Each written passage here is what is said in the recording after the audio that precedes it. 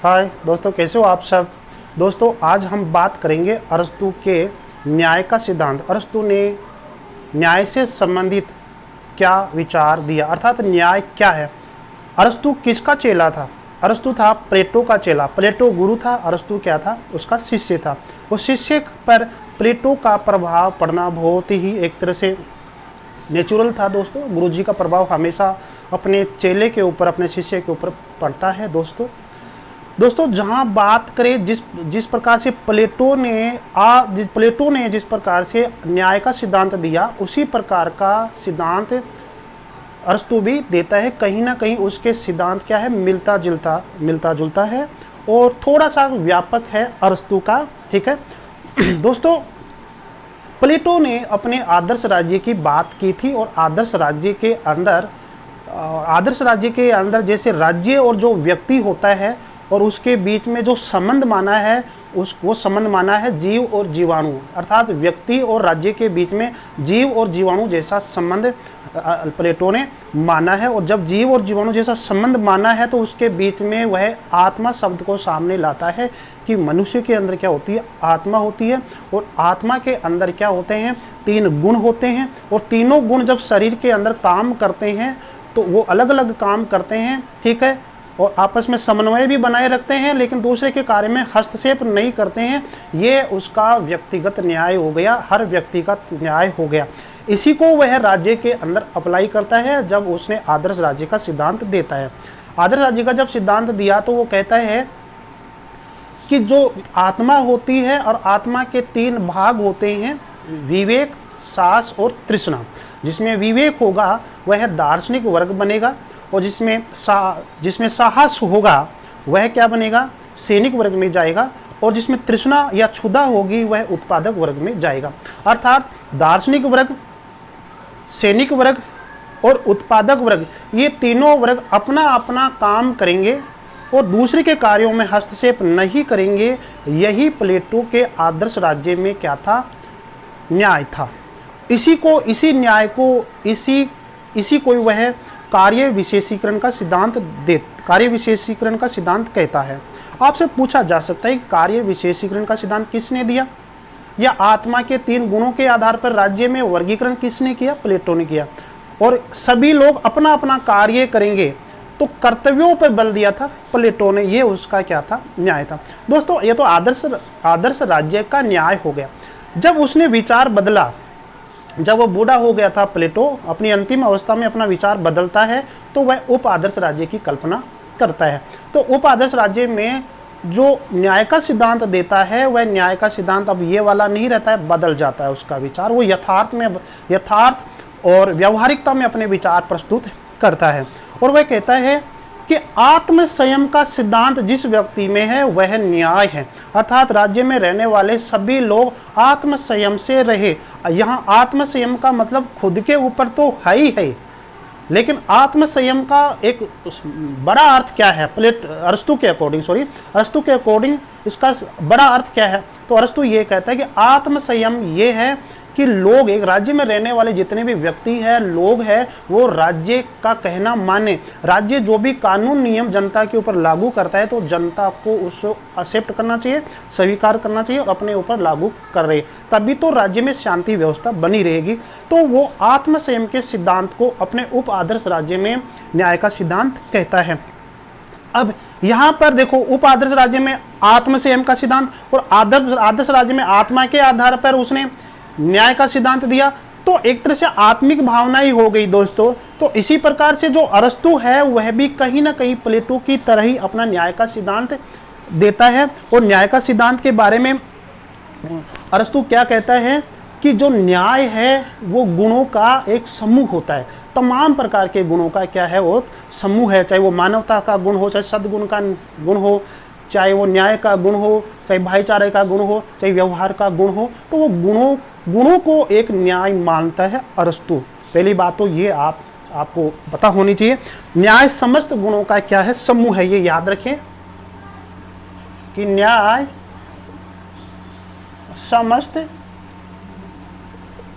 गुणों का समूह है। दोस्तों इस पंक्ति से आपको दिख रहा आपको पता लग गया होगा कि कहीं ना कहीं वह प्लेटो की तरह ही अपने न्याय को परिभाषित करने की कोशिश की है, थोड़ा सा व्यापक।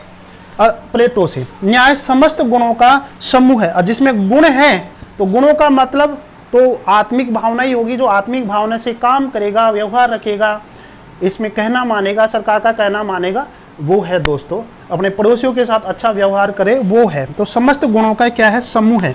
तो यही क्या है, एक तरह से उसका न्याय है दोस्तों, समस्त गुणों का समूह। अब आगे वह है क्या कहता है न्याय के बारे में, इस चीज को समझाने के लिए वो आगे क्या कहता है वो देखिए दोस्तों।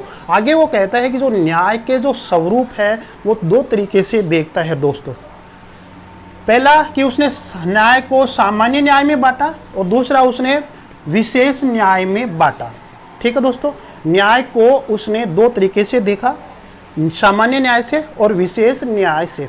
अब देखते हैं सामान्य न्याय, जहां अरस्तु का अगर कंक्लूजन देखे, अपन निष्कर्ष पे देखे, सारांश देखे दोस्तों, तो अरस्तु के जो न्याय का जो सिद्धांत है वो मुख्य रूप से ये वाला ही है जो मैं बात कर रहा हूं। अर्थात ये जो चीज है, ये सभी चीज इसमें शामिल हो जाएगी, ये सभी चीज क्या है, इसमें शामिल है दोस्तों।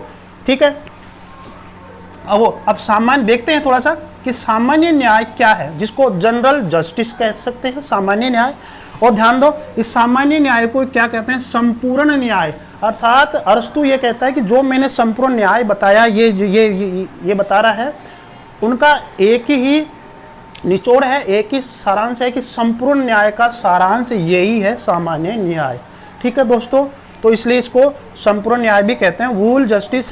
और ध्यान दो, अब सामान्य न्याय और संपूर्ण न्याय क्या है दोस्तों, कि हम अपने पड़ोसियों के साथ जैसा व्यवहार करते हैं और पड़ोसी अपने साथ कैसा व्यवहार करते हैं, तो शायद लड़ाई झगड़ा तो कभी करेंगे नहीं, हम व्यवहार से रहेंगे, आत्मिक भावना से रहेंगे, तो उस बात करता है, उसकी बात करता है। हम दूसरे लोगों के साथ नैतिकता से रहेंगे, दूसरे लोग हमारे साथ नैतिकता से बात करेंगे, नैतिकता से व्यवहार करेंगे। ऐसा थोड़ी कि लड़ाई झगड़ा करेंगे, रोज अपन किसी के साथ गुस्सा करेंगे क्या दोस्तों? अरे नहीं दोस्तों, भाईचारे की भावना, सद्गुणों की भावना जो प्लेटो ने की है अपने आदर्श राज्य के अंदर, अपने उप आदर्श राज्य में जहाँ आत्म संयम का सिद्धांत दिया, वो चीज़ भी यहाँ पे लागू हो रही है। और जहाँ पर प्लेटो ने अपने आदर्श राज्य में आत्मा का सिद्धांत से उसने 3 वर्ग बनाए थे, अपना अपना काम करेंगे, वो बात भी यहाँ पे लागू हो रहे हैं कि सद्गुणों के आधार पर अपना अपना काम करेंगे। तो कहीं ना कहीं यहाँ प्लेटो के विचार ही घूम के आ रहे हैं, अरस्तु के विचारों में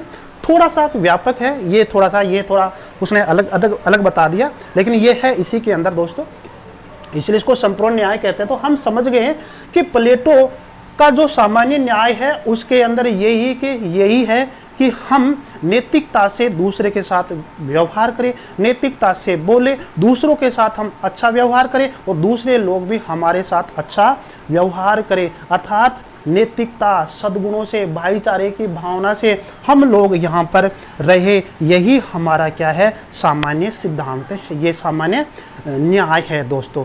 हम एक तरह से जैसे साधुता जो होती है एक तरह से, और दूसरा हम कहेंगे, अरस्तु ये कहता है कि समस्त सद्गुण और साधुता का मिला जुला रूप ही क्या है, सामान्य न्याय है।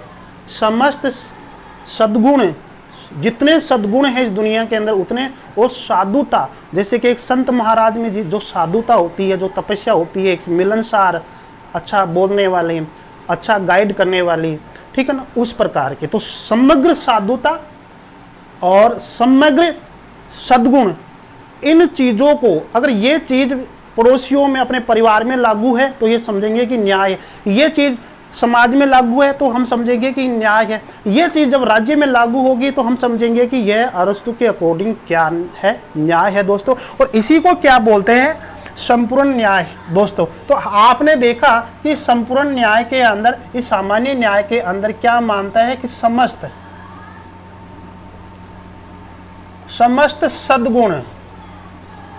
सद्गुण व और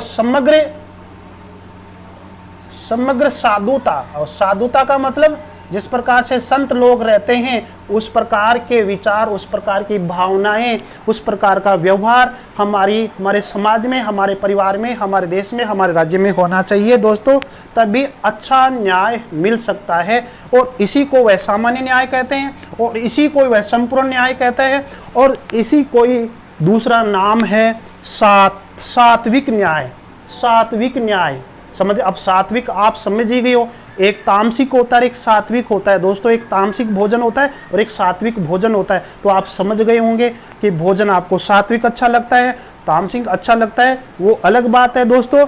लेकिन यहाँ पर ये कंपटीशन में बहुत इंपॉर्टेंट क्वेश्चन है दोस्तों, बहुत एग्जामों के अंदर आ चुका है। बड़े बड़े IAS RAS एग्जाम है, उनके अंदर किताबें पढ़ी है मेरे पास, उनमें ये प्रश्न दिया हुआ है कि अरस्तु का न्याय है, अरस्तु का न्याय है, उसके अंदर कोई ऑप्शन में नहीं था। एक ऑप्शन में था कि सात्विक। अरस्तु का न्याय क्या है? सात्विक।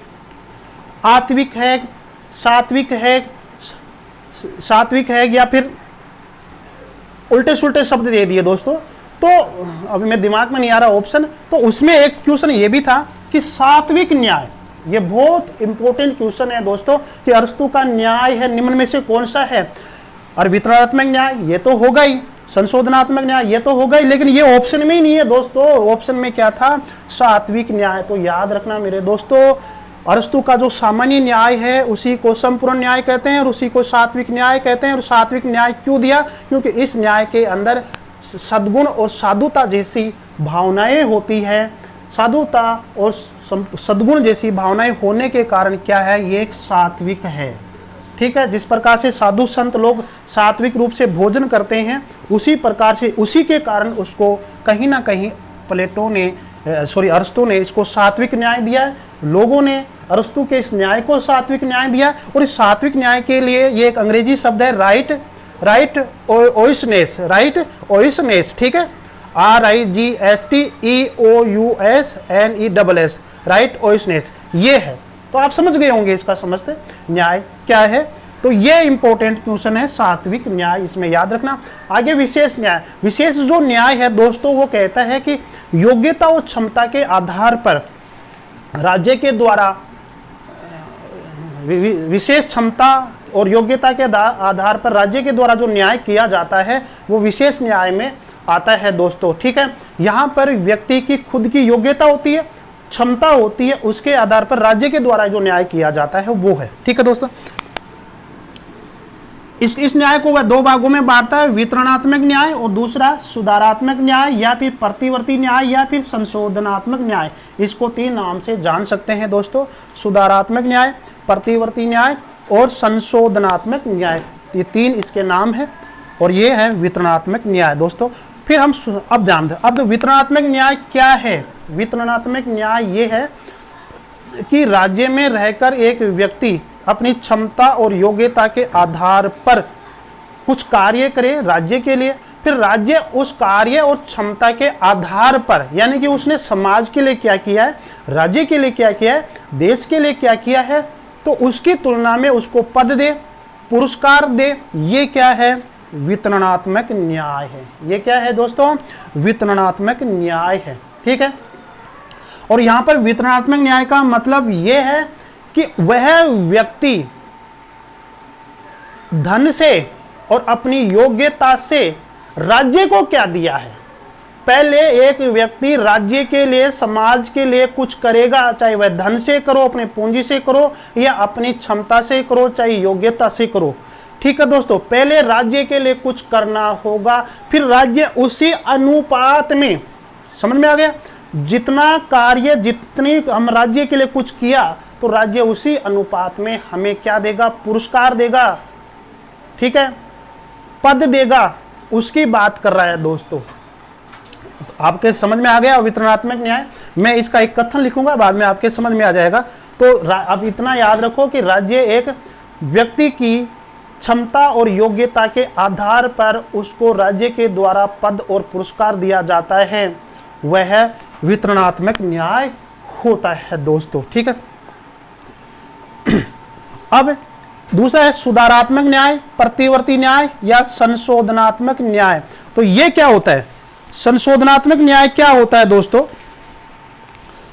संशोधनात्मक न्याय ये होता है कि एक तरीके से कि अब ये सुधारात्मक न्याय, प्रतिवर्ती न्याय और संशोधनात्मक न्याय, देखो हर जगह क्या होता है कि लड़ाई झगड़ा होता रहता है, परिवार में कलेश होता है, कलह होता है, समाज में लड़ाई झगड़ा हो जाता है, एक दूसरे को मारने लग जाते हैं, तो उसके लिए पुलिस कानून व्यवस्था इस तरह की बनी हुई है, तो उस न्याय की बात करता है। अगर मान लीजिए कहीं पर दोष उत्पन्न हो गया या कहीं पर लड़ाई झगड़ा हो गया या कहीं पर असंतोष उत्पन्न हो गया या एक तरह से अपराध हो गया, तो उसको रोकने के लिए राज्य ने अरस्तू के विचारों के अकॉर्डिंग राज्य सुधारात्मक न्याय की बात करता है, प्रतिवर्ती न्याय की बात करता है, संशोधनात्मक न्याय की बात किया जा सकता है कि उसको जेल में बंद कर दिया जाए ताकि उसको सुधारा जा सके दोस्तों को, ताकि उसको यहाँ पर दंड देने की बात की जा रही है, ठीक है।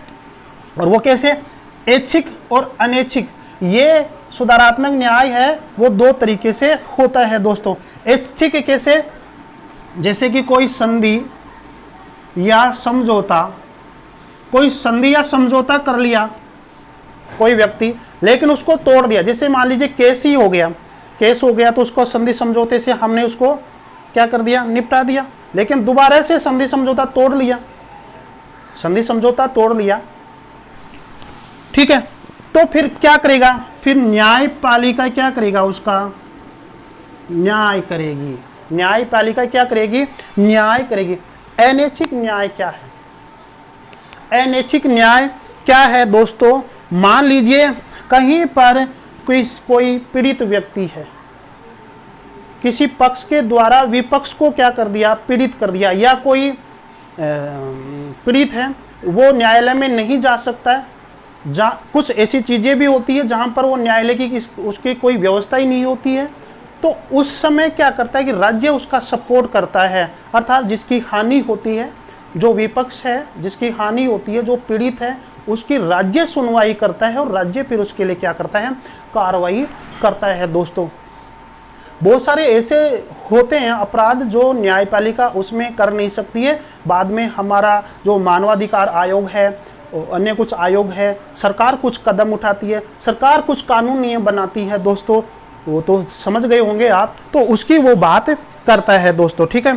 तो ये है, तो यहाँ पर हमने देखा कि जहाँ पर संधि और समझौता काम नहीं करता है और मामला न्यायपालिका में चला जाता है और न्यायपालिका से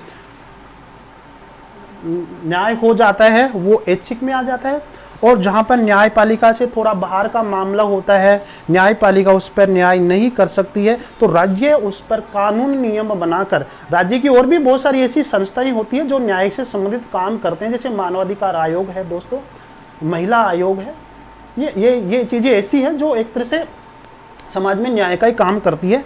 तो यहाँ पर राज्य क्या करता है? पीड़ित परिवार का क्या करता है? यहाँ पर सुनता है, पीड़ित परिवार का क्या है? सुनता है, सजाएं देता है, राज्य कानून नियम बनाता है, वो बात करता है दोस्तों, ठीक है। तो आपने ये देखा कि अरस्तू का न्याय का जो स्वरूप है वो इस तरह से है। तो आपसे पूछा जा सकता है कि ऑप्शन के अंदर अरस्तू का न्याय है, तो पहला ऑप्शन संपूर्ण न्याय, ये भी चाहिए। अरस्तू ने, सॉरी ये प्रश्न छोड़ो, दूसरा देखो, अरस्तू के अकॉर्डिंग न्याय की शब्दावली कौन सी नहीं है? आपको अलग करना पड़ेगा। संपूर्ण न्याय है, वितरणात्मक न्याय है, संशोधनात्मक न्याय है, ठीक है। अब एक चौथा ऑप्शन बना दे आपके सामने कोई भी, है कि सॉरी नास्तिक, ऐसा कोई शब्द दे दे, अटपटा दे दे, तो आपको अलग करना पड़ेगा कि वह अरस्तू के न्याय की शब्दावली नहीं है। अरस्तू के न्याय की शब्दावली के अंदर जो चीज़ देखे, यहाँ पर शब्द देखे, तो सामान्य न्याय ये याद रखना, संपूर्ण न्याय ये याद रखना, सात्विक न्याय, बहुत इंपॉर्टेंट क्वेश्चन है ये, ठीक है। कभी सिंगल पर्सन पूछा जाता है कि सात्विक न्याय निम्न में से किसने दिया? अरस्तू ने दिया, तो सात्विक न्याय ये शब्दावली आ रही है। अरस्तू के न्याय में और क्या आ रहा है? वितरणात्मक न्याय, ठीक है, और इसको आनुपातिक न्याय भी कह सकते हैं अपन, आनुपातिक न्याय, ठीक है दोस्तों। आनुपातिक न्याय कहो चाहे वितरणात्मक न्याय कहो, ठीक है। और ये सुधारात्मक न्याय, प्रतिवर्ती न्याय, संशोधनात्मक न्याय, ये अरस्तू के न्याय की शब्दावली है। आपसे पूछा जा सकता है इनमें कौन सी है तो है पे टिक मारना, और नहीं है तो नहीं पे टिक मारना। तो ये 5-6 शब्द याद करना दोस्तों, ठीक है। बाकी ऐच्छिक अनैच्छिक ये नहीं आता है, यहाँ से क्वेश्चन बहुत ज़्यादा आते हैं दोस्तों। अब ये आप स्क्रीनशॉट ले लीजिए दोस्तों एक बार, फिर आगे मैं बताता हूँ आपको। दोस्तों अरस्तु ने वितरणात्मक न्याय दिया, जिसको हम समानुपातिक न्याय भी कहते हैं, कि एक व्यक्ति राज्य के लिए अपने धन से, अपनी योग्यता और क्षमता से राज्य के लिए, समाज के लिए, देश के लिए क्या कर रहा है, उसी अनुपात में फिर राज्य उस व्यक्ति को सम्मान देता है, पुरस्कार देता है, पद देता है दोस्तों, ठीक है। तो कुछ शासनों की बात की अरस्तु ने। अरस्तु कहता है कि अभिजात तंत्रवादी, तो अभिजात तंत्रवादी का मतलब होता है दोस्तों कुलीन तंत्र। कुलीन तंत्र में लोग अच्छे होते हैं, लोग सदाचारी होते हैं, लोग सदाचारी गुण से, लोग अपने सदाचार से राज्य को कुछ देते हैं, अपनी क्षमता, अपनी योग्यता। अब क्षमता का मतलब इसमें धन भी आ गया दोस्तों, धन, ठीक है। क्षमता मतलब उसकी क्षमता कितनी है राज्यों को देने के लिए, धन। बहुत सारे लोग राज्यों को दान देते हैं, पैसा देते हैं दोस्तों। अपनी कोरोना चला है अभी, तो बहुत सारे जो है लोग देते हैं, सरकार के खाते में पैसा डालते हैं, राजकोष में पैसा डालते हैं दोस्तों। तो कोई व्यक्ति राज्य के लिए अपनी क्षमता, योग्यता के आधार पर राज्य के लिए कुछ देता है, धन देता है, समाज की सेवा करता है। किसी के पास धन नहीं है तो वो वैसे समाज की सेवा करता है, तो उसी अनुपात में राज्य उसको क्या देता है, पद देगा, सम्मान देगा। तो पद और सम्मान देता है उसी अनुपात में।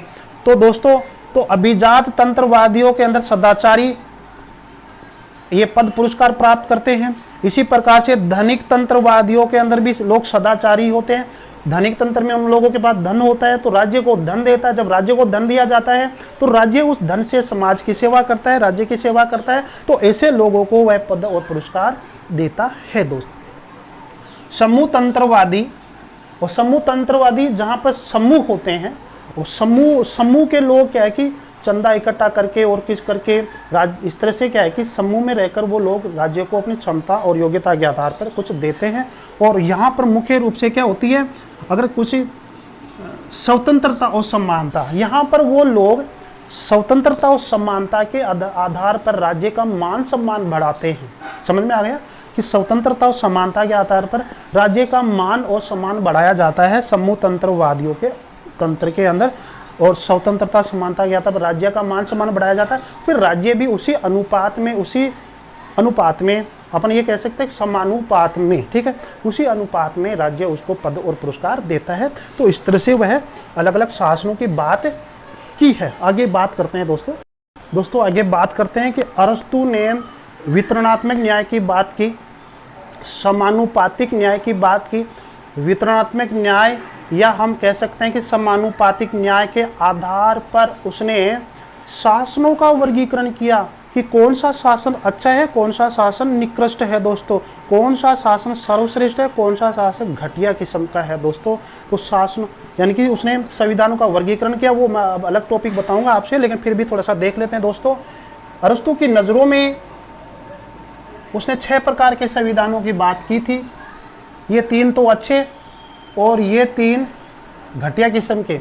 इसका एक फार्मूला आप याद कर लेना दोस्तों, आप रट्टा मार लेना कि रानी कूद संयम से लोक में, रानी कूद संयम से लोक में दोस्तों। रा का मतलब हो गया राजतंत्र, क्या हो गया दोस्तों, राजतंत्र हो गया। नी का मतलब निरंकुश शासन, समझ में आ गया दोस्तों। कु का मतलब कुलीन तंत्र, और ध का मतलब धनिक तंत्र। संयम का मतलब संयंत्र तंत्र, याद रखना, इसको पॉलिटी कहते हैं। लो का मतलब लोकतंत्र, लोकतंत्र को अभी मैंने बताया था समूह तंत्र, समूह तंत्र भी कहते हैं, भीड़ तंत्र भी कहते हैं दोस्तों। उसने वितरणात्मक न्याय के आधार पर ही, समानुपातिक न्याय के आधार पर ही उसने संविधानों का वर्गीकरण किया, और उसी के आधार पर 3 प्रकार के संविधानों को सर्वश्रेष्ठ बताया और 3 प्रकार के संविधानों को सबसे घटिया किस्म का बताया दोस्तों, ठीक है। अब ध्यान दो, देखो ये तो सर्वश्रेष्ठ का क्रम है, यहां पर देखें अपन, सबसे बढ़िया किसको माना हुआ है? सबसे बढ़िया मानता है दोस्तों कि वो मानता है राजतंत्र को, फिर कुलीन तंत्र को, फिर संयंत्र तंत्र को। एक मिनट, राजतंत्र, अभिजात तंत्र और संयंत्र तंत्र। अब यहां बात, सबसे पहले जब उसने संविधान का वर्गीकरण दिया, इस प्रकार की शब्दावली दे रहा था संविधान से संबंधित, तो सबसे पहले वह राजतंत्र को कहीं ना कहीं सर्वश्रेष्ठ माना। ठीक है, उसके बाद में विचार आया कि कुलीन तंत्र अच्छा है, और बाद में उसने बताया कि क्या इन सबसे अच्छा क्या है? संयंत्र तंत्र है। सर्वश्रेष्ठ क्या है? संयंत्र तंत्र है। तो इसी के आधार पर जब वो वितरणात्मक न्याय की बात कर रहा था, वह समानुपातिक न्याय की बात कर रहा था, उस समय उसने संविधान की व्याख्या की थी, संविधानों का चक्कर दिया था। तो उसने धीरे धीरे वो एक तलाश कर रहा था, अरस्तु तलाश कर रहा था कि कौन सा संविधान अच्छा है। तो सबसे पहले यहां से तलाश किया कि राजतंत्र बहुत अच्छा है। फिर उसने देखा कि राजतंत्र तो जब स्वार्थी लोग हो जाते हैं तो वो निरंकुश तंत्र में बदल जाता है दोस्तों, ये तो अच्छा नहीं है। फिर आगे बढ़ा, कहा कि नहीं राजतंत्र में कमी है, तो आगे बढ़ा, वो कहे कि कुलीन तंत्र बहुत अच्छा है। कुलीन तंत्र में स्वार्थी लोग हो गए तो किस में बदल गए? धनिक तंत्र में बदल गए। उसने कहा कि ये संविधान भी अच्छा नहीं है दोस्तों। तो आगे बढ़ा कि कौन सा, वो तलाश कर रहा है। ये संविधानों का चक्कर क्यों दिया उसने? कि वो तलाश कर रहा है कि कौन सा संविधान अच्छा है। फिर उसने देखा कि संयंत्र तंत्र, जिसको वह पॉलिटी नाम देता है, ये कहीं ना कहीं मध्यम वर्ग के लिए, समाज के तमाम लोगों के लिए यह शासन सर्वश्रेष्ठ है। ठीक है दोस्तों, और इसके अंदर संयंत्र तंत्र के अंतर दोस्तों, संयंत्र तंत्र जिसको वह पॉलिटी नाम देता है, इसके अंदर दो संविधानों का मिक्स रूप बताता है। इससे पहले वाला कौन सा है? धनिक तंत्र, धनिक तंत्र, और दूसरा इधर वाला लोकतंत्र, लोकतंत्र, लोकतंत्र। तो धनिक तंत्र लोकतंत्र का समन्वय रूप किसमें माना? संयंत्र तंत्र को। तो वह बाद में तलाश किया, ये तलाश कर रहा है यहां से।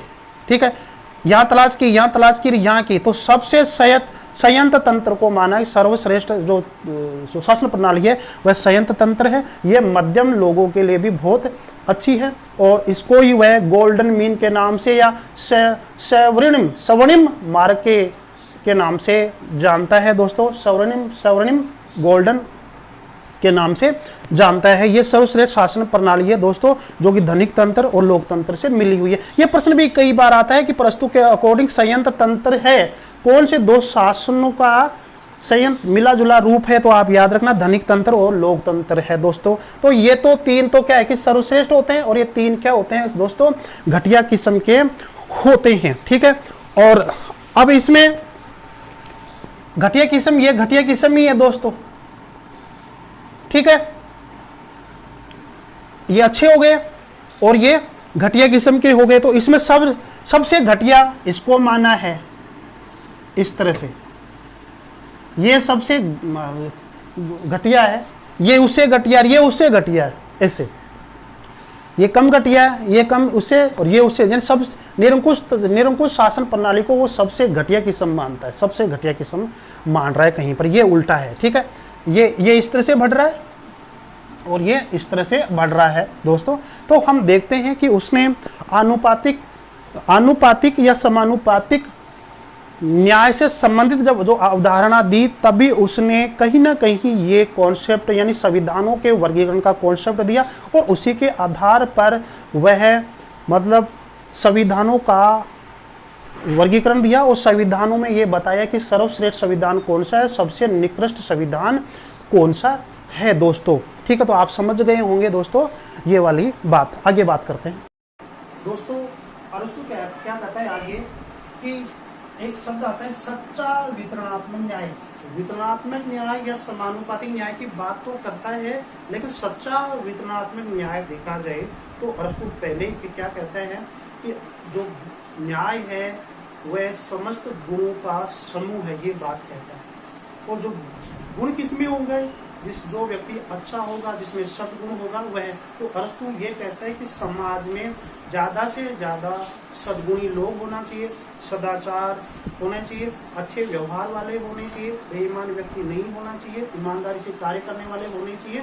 वो कहते हैं कि समाज में ज्यादा से ज्यादा सदाचारी व्यक्ति होना चाहिए, और वह सदाचारी व्यक्ति ही समाज के लिए, राज्य के लिए, देश के लिए, ठीक है, कुछ ना कुछ अपनी क्षमता और योग्यता के आधार पर देता रहेगा। फिर राज्य उन्हीं व्यक्ति को समान अनुपात में, जो राज्य को उन्होंने अपनी क्षमता योग्यता के आधार पर दिया, उसी अनुपात में राज्य उनको पद, पुरस्कार और सेवा देगा। सेवा मतलब नौकरी देगा, तो पद, पुरस्कार, सेवाएं देगा दोस्तों। और यही उसका क्या है, सच्चा वितरणात्मक न्याय है। तो कहीं ना कहीं सच्चा वितरणात्मक न्याय मतलब वही सद्गुणी वाली बात आ गई दोस्तों, वो मैंने सात्विक वाली बात बताई थी, अभी देखेंगे। तो ये हो गया सच्चा वितरणात्मक न्याय, आप समझ गए होंगे। तो यानी सच्चा वितरणात्मक न्याय, उसका संपूर्ण न्याय का क्या है, सारांश है दोस्तों आगे बात करते हैं कि अरस्तु कहता है कि समाज में सेवाओं और पदों का विवरण व्यक्ति द्वारा समाज में किए गए योगदान से निर्धारित होता है। अर्थात एक व्यक्ति समाज के लिए, राज्य के लिए अपनी क्षमता योग्यता के आधार पर क्या करता है, फिर राज्य उसी अनुपात में उसको पद और सेवाएं, पुरस्कार देता है दोस्तों। अरस्तु का न्याय सापेक्ष है। अरस्तु का न्याय क्या है, सापेक्ष है, मतलब निरपेक्ष नहीं है, सापेक्ष है। यानी कि जो लोग राज्य के लिए कुछ करेगा उसी को ही राज्य पद और पुरस्कार देगा। जो राज्य के लिए कुछ नहीं करेगा, राज्य उनके लिए कोई पद और पुरस्कार की व्यवस्था नहीं करेगा। राज्य उनके लिए स्वास्थ्य, न्याय जैसी ही व्यवस्था करेगा दोस्तों। लेकिन जहां मान सम्मान और पद और पुरस्कार की बात है, सेवाओं की बात है, नौकरियों की बात है, तो वह ऐसे लोगों को कहीं बात नहीं करता है अरस्तु, ठीक है दोस्तों। तो सापेक्ष की बात करता है। और सापेक्ष का मतलब सभी तो आएंगे नहीं। यदि सभी लोग राज्य के लिए कुछ ना कुछ करते हैं अपनी योग्यता और क्षमता के आधार पर, तो राज्य उनको पद और पुरस्कार जरूर देगा दोस्तों। तो अरस्तु का न्याय क्या है, सापेक्ष है, ठीक है। और सापेक्ष मतलब समझ गए कि लोगों को यदि पुरस्कार चाहिए, मान सम्मान चाहिए, तो राज्य के लिए तन मन से सेवा करनी होगी। इसका अर्थ ये है, राज्य फिर उनको समान अनुपात में क्या है, पद पुरस्कार देगा। तो इसलिए अरस्तु का जो न्याय है वह सापेक्ष है, निरपेक्ष नहीं है, ये आप याद रखना, ठीक है। समानुपातिक है। अरस्तु ने संपूर्ण न्याय के लिए सात्विकता, ये मैंने आपको पहले ही बता दिया, संपूर्ण न्याय के लिए, अर्थात जो अपने ये कह सकते हैं जो जनरल विल है, जो सामान्य जनरल जस्टिस है, जो सामान्य न्याय है, वह संपूर्ण न्याय का क्या है, सारांश है। तो संपूर्ण न्याय को वह सात्विकता कहते हैं, अंग्रेजी में राइट ऑनेस्ट कहते हैं दोस्तों।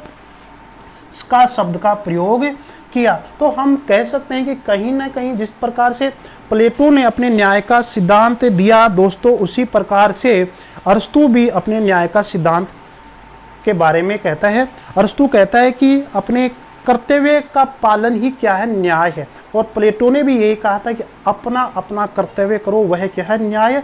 तो कहीं न कहीं न्याय की शब्दावली एक जैसी है, लेकिन अरस्तु का दृष्टिकोण अलग तरीके से है बताने का। उसका कोई व्यापक रूप से है, जहाँ वह वितरणात्मक न्याय की बात करता है, संशोधनात्मक न्याय की बात करता है दोस्तों, सात्विक, प्लेटो की तरह सात्विक न्याय की बात भी करता है। तो कहीं ना कहीं अरस्तु का जो न्याय है वो प्लेटो के न्याय से बहुत ज़्यादा व्यापक है दोस्तों। जरूर दोस्तों वीडियो को लाइक और शेयर सब्सक्राइब जरूर करते रहे। आपके सब्सक्राइब करने से, आपके कमेंट करने से मुझे बड़ा मोटिवेशन मिलता है दोस्तों। और धन्यवाद दोस्तों, जहाँ रहो मस्त रहो।